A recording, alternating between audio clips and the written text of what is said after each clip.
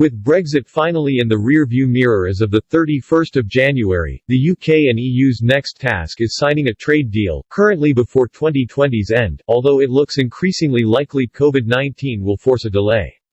Before the pandemic stole headlines, we saw many pundits paint a gloomy picture of high tariffs, incompatible regulatory regimes and burdensome customs checks if the two couldn't reach an agreement, hurting exports from continental Europe to Britain.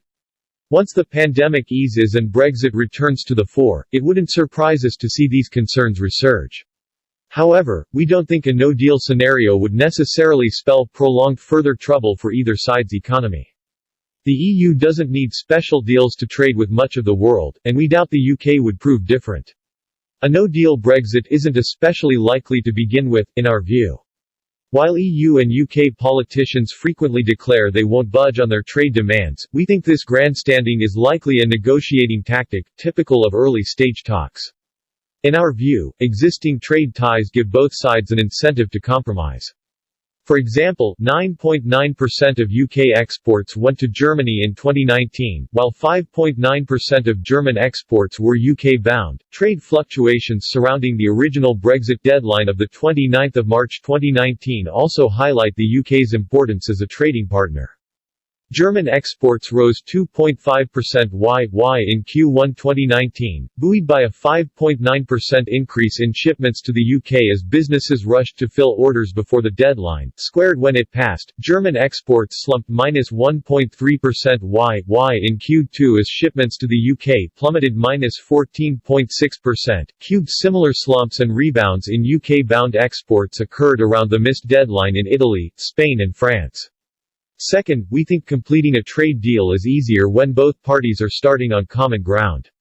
The UK and EU have substantially similar regulatory regimes thanks to their current relationship, a fact that also likely means regulatory divergence would be gradual in a no-deal scenario, giving EU businesses time to adapt. All this said, a no-deal Brexit is possible, but we don't think it would destroy the UK-EU trade relationship.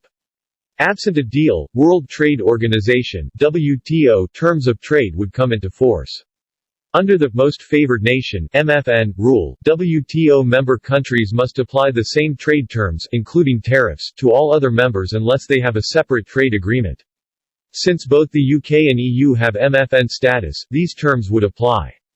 In our view, WTO terms aren't exceptionally onerous or restrictive, with few barriers and low tariffs. The EU's, and by extension, the UK's, average tariff rate is currently a modest 3.0%. The UK is also considering lowering many tariffs unilaterally once it is out of the EU. Under MFN rules, the new, lower rates would apply to all other WTO members, excluding those with which the UK has separate trade agreements. Hence, absent an EU-UK deal, those rates would apply to EU exports also. As for non-tariff barriers, while the UK has threatened stringent customs checks on imported goods, we think this is another example of staking out a tough initial negotiating position in order to force concessions. Given the joint incentive to keep trade flowing, we wouldn't be surprised to see the UK return to earlier plans to expedite and minimize customs checks. Lastly, we think the US and EU show that deals are not necessary in order to have a strong trade relationship. In 2018, US-EU trade totaled £1.1 trillion, of which EU exports were £577 billion. To the power of 5, the US was the top destination for EU goods exports in 2019, at 18% of the total.